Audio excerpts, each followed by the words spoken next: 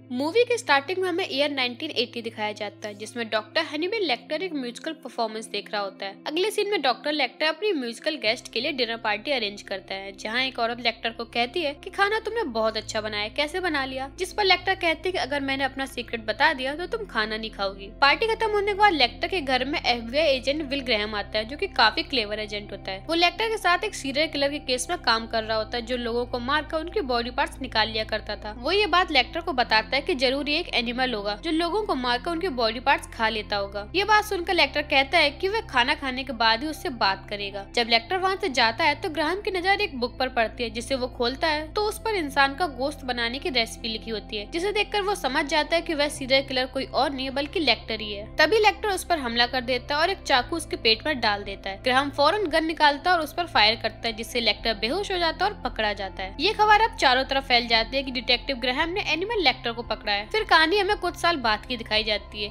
एक special agent Jack Crawford उसके घर आता है और उसे एक सीरियल किलर के बारे में बताता है, जिसने 2 फैमिलीज को मारा होता है। FBI ने सीरियल किलर का नाम टूथ फेरी रखा होता है, जो अपनी विक्टिम की आंखें निकाल लिया करता है और उसके दांत काफी शार्प होते हैं, जिससे वह उन्हें खाता है। फोर्ड यहाँ ग्राहम से मदद मांगने आया होता है ताकि वे इन्वेस्टिगेशन करके टूथ फेरी को पकड़ सके, क्योंकि सिर्फ वही था जो उसे पकड़ सकता था। ग्राहम जब ये सुनता है तो उसकी हेल्प करने के लिए राजी हो जाता है। वो अपनी वाइफ को कहता है कि वह सिर्फ इन्वेस्टिगेशन में उसकी हेल्प करेगा और वापस आ जाएगा। अगले दिन ग्राहम फैमिली के घर जाता है, जो टूथ फेरी के पहले विक्टिम थे, और वह वहाँ के सारे आईने टूटे हुए देखता है, जिससे उसे साबित हो जाता है कि टूथ फेरी एक बदसूरत इंसान था, जिसे अपने चेहरा देखना बिल्कुल भी पसंद नहीं था। उसके बाद बेड देखता है जहाँ पर काफी खून होता है, जिससे उसे पता चलता है कि उसने मिस्टर लेट का गला काटा था और मिसेस लेट को गोली मारी थी। इसके बाद ग्राहम बच्चों के कमरे में जाता है तो पता चलता है कि इसके बाद वह बच्चों के कमरे में आया होगा और उनको गोली मारी और बच्चे को घसीटकर mister late and missus late के बेडरूम में ले गया और शीशे की छोटी छोटी टुकड़े उनकी आंखों में डाल दिए। अब वह ये बात फोर्ड को बताता और सोचने लगता है। वह मिसेस लेट की पोस्टमार्टम रिपोर्ट देखता है, जिसमें उनकी थाई पर पाउडर मिला होता है, जिसे देखकर वो समझ जाता है कि जरूर टूथ फेरी ने मिसेस लेट को टच किया होगा। उसके बाद उसने मिसेस लेट की आंखों में शीशा डाल दिया। वह मिसेस लेट का पोस्टमार्टम दोबारा से करवाता है, जिसमें उसकी आंखों के अंदरूनी हिस्से में टूथ फेरी का फिंगरप्रिंट मिलता है। ग्राहम को फ्रेडी लाउंड नाम का एक रिपोर्टर मिलता है, जिसने उसके बारे में लेक्टर के केस में बुरी खबर छापी थी। ग्राहम उसका कॉलर पकड़ लेता है और उसे दूर रहने के लिए कहता है। ग्राहम बताता है कि इस कातिल को पकड़ने के लिए उसे लेक्टर की मदद चाहिए होगी, क्योंकि आज तक उसने जितने भी केस सॉल्व किए हैं, डॉक्टर लेक्टर ने उसका साथ दिया है। उसके बाद ग्राहम जेल जाता है, जिस पर लेक्टर उसे कहते हैं कि वह जानता है कि तुम यहाँ पर क्या करने आए हो। तुम एक सीरियल किलर को पकड़ने के लिए मुझसे हेल्प लेने आए हो। ग्राहम उसे इस केस की फाइल देता है, जिस पर लेक्टर उसे टॉन्ट मारता है। उसे कहता है कि 1 घंटे में वो सोच के बताएगा कि उसे उसकी हेल्प करनी है या नहीं। 1 घंटे के बाद ग्राहम जब लेक्टर के पास जाता है तो वह उसे बताता है कि सीरियल किलर औरतों को कठपुतली की तरह समझता है। वो औरतों को चांद की चौधी रात में मारता है, क्योंकि उसे ये चीजें बहुत पसंद होती है। खून का रंग उसे काला और अच्छा दिखाई देता है। ग्राहम ये बात सुनकर बाहर आ जाता है और वही रिपोर्टर उसकी फोटोज खींच लेता है और न्यूज़पेपर में छाप देता है कि ग्राहम अब वापस आ चुका है और लेक्टर की मदद से वह टूथ फेरी को पकड़ कर ही रहेगा। अगले दिन ग्राहम फिर से लीड्स के घर जाता है, जहाँ पर उसे एक फैमिली वीडियो टेप मिलती है और वह उसे देखता है और उसके बाद टूथ फेरी के दूसरे विक्टिम के घर जाता है, जहाँ तलाशी लेते हुए वह उनके घर के बाहर एक तरफ ये निशान देखता है। अब हमें टूथ फेरी दिखाया जाता है, जो अपने बहुत ही बड़े घर में रहता है। वह अपने चेहरे पर मास्क लगाकर रहता है। टूथ फेरी का असली नाम फ्रांसिस होता है और वह अपनी लॉकर से एक बहुत बड़ी सी किताब निकालता है, जिस पर पहले पेज पर लिखा होता है द रेड ड्रैगन। वह बुक उसकी डायरी होती है, जिसमें उसने अपने बचपन से लेकर मर्डर तक सब कुछ लिखा होता है। बचपन में उसकी दादी उसे बहुत डांटा करती थी, क्योंकि उसका चेहरा बहुत ही बदसूरत था और अब उसने काफी प्लास्टिक सर्जरी करवा ली थी, जिससे वह काफी बेहतर दिखने लगा था। वो डायरी में ग्राहम की छपी खबर भी चिपकाता है और उसे पता चल गया होता है कि ग्राहम इस केस में डॉक्टर के साथ काम कर रहा है। अगले दिन ग्राहम लेक्टर के पास जाता है और उसे वो साइन दिखाता है, जो एक विक्टिम के घर के बाहर उसे एक तरफ नजर आया था। इस पर डॉक्टर लेक्टर फ्रेज बोलते हैं कि जो लोग दुनिया को समझ नहीं पाते, उनको ये लोग इस्तेमाल करते हैं। डॉक्टर लेक्टर उसको ये भी बताता है कि वह कातिल अपने काम में काफी महारत हासिल करना चाहता है। लड़कियों को मारता है, जिससे उसे लगता है कि वह रेड ड्रैगन बन जाएगा। अगले सीन में लेक्टर का लॉयर उसे बात करना चाहता है। डॉक्टर अपनी लॉयर का कॉल काट देता है और साइकोलॉजी डिपार्टमेंट में कॉल करता है, जहाँ वह एक फेक आइडेंटिटी बता के ग्राहम के घर का एड्रेस ले लेता है। फिर हमें फ्रांसिस डॉलरहाइट दिखाया जाता है, जो एक फोटो लैब में काम करता है और वहाँ एक लड़की को पसंद करता है जो अंधी होती है। रात को जॉब से लौटते हुए वह रीवा को उसके घर तक ड्रॉप करता है, तो रीवा उसे अपने घर पर कॉफी के लिए बुला लेती है। उसके घर के अंदर जाता है तो वापस चला आता है, क्योंकि वह एक सीरियल किलर होता है जो लोगों को मारता है। लेकिन रीवा के साथ रहकर उसे रीवा से अब मोहब्बत हो गई थी। रीवा के लिए वह चेंज हो रहा था। अगले दिन लेक्टर के रूम में क्लीनिंग के दौरान उसे एक लेटर मिलता है, जो कि टॉयलेट पेपर में लिपटा हुआ होता है। उससे पता चलता है कि लेक्टर और टूथ फेरी लेटर के जरिए आपस में बात कर रहे हैं और वह भी कोड लैंग्वेज में। FBI उस कोड को ब्रेक करती है, जिससे उन्हें पता चलता है कि लेक्टर ने टूथ फेरी को ग्रैहम का पता दिया ताकि वह वहां जाए और उसकी बीवी और बच्चे को मार सके। FBI फौरन ही ग्रैहम के घर अपनी टीम भेजती है और वहां से उन्हें रेस्क्यू कर लेती है, जिससे उनकी जान तो बच जाती है। उन्हें एक सीक्रेट प्लेस पर रखा जाता है जहाँ पर वो बिल्कुल सेफ थे। अगले दिन FBI फ्रेडी को गिरफ्तार करती है। ग्रैहम फ्रेडी को एक ऑफर देता है कि अगर वह टूथ फेरी के बारे में एक बुरी खबर छापेगा तो वो उसे जाने देगा। उसे टूथ फेरी के बारे में बुरे लफ्ज बोलने को कहता है। अगले दिन न्यूज़पेपर में यह खबर देखने के बाद फ्रांसिस डॉलरहाइड बहुत गुस्सा हो जाता है। वह फ्रेडी को किडनैप कर लेता है। वह फ्रेडी को अपने घर ले जाता है और उसको काफी डराता है। उसको अपनी बॉडी पर बना हुआ रेड ड्रैगन का एक टैटू दिखाता है और उसे बताता है कि वो एक रेड ड्रैगन है। और उसके बाद वह उसे अपने विक्टिम की फोटो दिखाता है और उसे बताता है कि वह इसका भी यही हल करेगा। फ्रेडी उससे माफी मांग रहा होता है तो वह अपने शार्प दांतों से उसका मुंह कटकर खा जाता है और उसकी बॉडी को व्हील चेयर समेत जलाकर रोड पर फेंक देता है। वह उसकी रिकॉर्डेड बयान को FBI के पास भेज देता है, जिसमें फ्रेडी ने कहा होता है कि टूथ फेरी एक महान रेड ड्रैगन है और वह उसकी खिदमत करना चाहता है। अगले दिन ग्रैहम लेक्टर के पास जाता है और वह उसे टूथ फेरी को उसके पास भेजने के लिए कहता है, जिससे वह उसे पकड़ सके। जिस पर डॉक्टर लेक्टर उसको बताता है कि किसी ऐसे इंसान को ढूंढो जिसके चेहरे पर काफी सर्जरीज हो और उसकी कमर पर रेड ड्रैगन का टैटू हो। ग्रैहम उसे कहता है कि वह जानता है कि उसकी बैक पर रेड ड्रैगन का टैटू है और उसके चेहरे पर सर्जरी है। उसके बारे में कुछ और बताने को कहता है, जैसे कि वह अपने विक्टिम को कैसे चुनता है। जिस पर लेक्टर उसे कहता है कि उसने इस बात का जवाब उसे पहले ही दे दिया था, लेकिन उसने उनकी बात पर गौर नहीं किया। अब उसे वो खुद ही ढूंढना होगा। लेक्टर अपनी इन्फॉर्मेशन के बदले अच्छा खाना और म्यूजिक मांगता है। इधर फ्रांसिस डॉलरहाइड रिबा को लेकर हॉस्पिटल जाता है और रिबा उसके साथ बहुत खुश होती है और उसके घर जाती है और वह दोनों वहाँ पर काफी टाइम स्पेंड करते हैं। अगले ही दिन जब डॉलरहाइड उठता है तो उसके अंदर का सीरियल किलर उसे रिबा को मारने के लिए कहता है, लेकिन डॉलरहाइड को वह पसंद होती है और वह उसकी नहीं सुनता। रिबा के लिए वो अपने आप को गोली मारने वाला होता है। इसके बाद वो म्यूजियम जाता है और वहाँ पर 2 एम्प्लॉइज को मार देता है और रेड ड्रैगन की सबसे पुरानी पेंटिंग को खा जाता है। वह सब इसलिए करता है क्योंकि वह रिबा के साथ रहना चाहता है। सिर्फ रिबा ही थी जो उसको समझती थी और उससे प्यार करती थी, इसलिए वह अपने अंदर के सीरियल किलर रेड ड्रैगन को मारना चाहता था कि वह रिबा के साथ रह सके। इधर ग्रैहम को पता चलता है कि उन दोनों फैमिलीज की फैमिली वीडियो एक ही स्टूडियो में बनाई गई थी। लेक्टर अपनी इन्फॉर्मेशन के बदले अच्छा म्यूजिक एंजॉय कर रहा होता है। वहाँ ग्रैहम स्टूडियो में जाता है जहाँ उसे पता चलता है कि फ्रांसिस डॉलरहाइड टूथ फेरी है। उसका एड्रेस भी ले लेता है और अपनी टीम के साथ उसके घर जाने की तैयारी करता है। डॉलरहाइड ने ग्रैहम को अपने स्टूडियो में देख लिया होता है और वह रिबा के पास जाता है, जहाँ वह देखता है कि रिबा अपने मेल फ्रेंड के साथ बात कर रही होती है। वह मेल फ्रेंड जैसे ही उसके घर से बाहर जाता है, डॉलरहाइड उसे मार देता है। उसके बाद रिबा को क्लोरोफॉर्म से बेहोश कर देता है और वह पूरे घर में पेट्रोल गिरा देता है और आग लगा देता है। रिबा को कहता है कि वह उसे नहीं मार सकता क्योंकि वह उससे प्यार करता है और यह कहकर वह शॉटगन चलाता है, जिसकी आवाज से रिबा डर जाती है। तभी उसका हाथ डॉलरहाइड की बॉडी पर पड़ता है, जिससे वह समझ जाती है कि डॉलर मर गया है और वह रास्ता देकर घर से बाहर आ जाती है। और वहाँ पर FBI की टीम भी आ जाती है, जिस पर रिबा उन्हें बताती है कि डॉलरहाइड ने अपने आप को गोली मार ली है। और तभी उसका घर ब्लास्ट हो जाता है और ग्रैहम उससे कहता है कि उसके प्यार ने उसे बदल दिया और वह वहाँ से चला जाता है। अगले दिन ग्रैहम अपनी फैमिली के साथ टाइम स्पेंड कर रहा होता है और अपनी बीवी मॉली और बेटे जोश के साथ एक बीच हाउस पर रह रहा होता है। तभी जोश घर के अंदर जाता है कुछ लेने के लिए, लेकिन वह बाहर नहीं आता तो ग्रैहम खुद जाता है उसे ढूंढने के लिए और उसे घर में कुछ अजीब सा लगता है। इधर फॉरेंसिक से पता चलता है कि जो हड्डियां उस जले हुए घर में मिली थी वो डॉलरहाइड की नहीं है, यानी कि डॉलरहाइड अभी भी जिंदा है। क्रॉफोर्ड फौरन से ग्रैहम के घर कॉल करता है उसे बताने के लिए। इधर ग्रैहम एक चाकू उठाता है और जोश को ढूंढने लगता है और वो अपने घर में शीशे टूटे हुए पाता है। तभी कॉल पर क्रॉफोर्ड उसे बताता है कि डॉलरहाइड अभी भी जिंदा है। ग्रैहम जोश के रूम में जाता है जहाँ वह देखता है कि टूथ फेरी ने उसके बेटे को पकड़ रखा है। वो ये बात जानता है कि टूथ फेरी ने बचपन से बहुत टॉर्चर सा है, जिस पर वह अपने बेटे को डांटने लगता है, जिसे सुनकर टूथ फेरी को अपने बचपन की याद आ जाती है कि किस तरह उसकी दादी उसे डांटा करती थी और उस बच्चे को छोड़ देता है और ग्रैहम को मारने के लिए उसके पास जाता है और उन दोनों के बीच काफी झगड़ा होता है, जिस पर ग्रैहम टूथ फेरी को जख्मी कर देता है और जोश को लेकर एक दूसरे रूम में चला जाता है। तभी मॉली उन्हें ढूंढते हुए घर में आती है तो टूथ फेरी उस पर गन पॉइंट करता है। तभी ग्रैहम उसे नीचे झुकने के लिए कहता है। वह दोनों आमने सामने हो जाते और गोलियां चलाने लगते हैं, जिस पर दोनों को गोली लग जाती है और जख्मी हो जाते हैं। ग्रैहम मॉली को गन देता है और कहता है कि टूथ फेरी को मार दो। मॉली वो गन लेती है और टूथ फेरी के माथे पर शूट करती है, जिससे वह मर जाता है। इस हादसे के बाद ग्रैहम FBI से फुल रिटायरमेंट ले लेता है और अपनी फैमिली के साथ कहीं और रहने के लिए चला जाता है। डॉक्टर लेक्टर उसे एक लेटर भेजते हैं जिसमें उसने लिखा होता है कि वह उसे कभी न भूले क्योंकि उसने उसकी हेल्प की इस केस को सॉल्व करवाने में। जिस पर ग्रैहम ये लेटर पढ़कर समझ जाता है कि जरूर लेक्टर ने टूथ फेरी को ये सब करने पर मजबूर किया होगा कि वह ग्रैहम की बीवी और उसके बच्चे को मार डाले और लेक्टर उससे अपना बदला ले सके। ग्रैहम जैसे ही वह लेटर पढ़ता है उसे पढ़कर वो फाड़ देता है। इसी के साथ कहानी यहाँ पर खत्म हो जाती है। अगर आपको मूवी अच्छी लगी हो तो मूवी को लाइक और चैनल को सब्सक्राइब कर दें।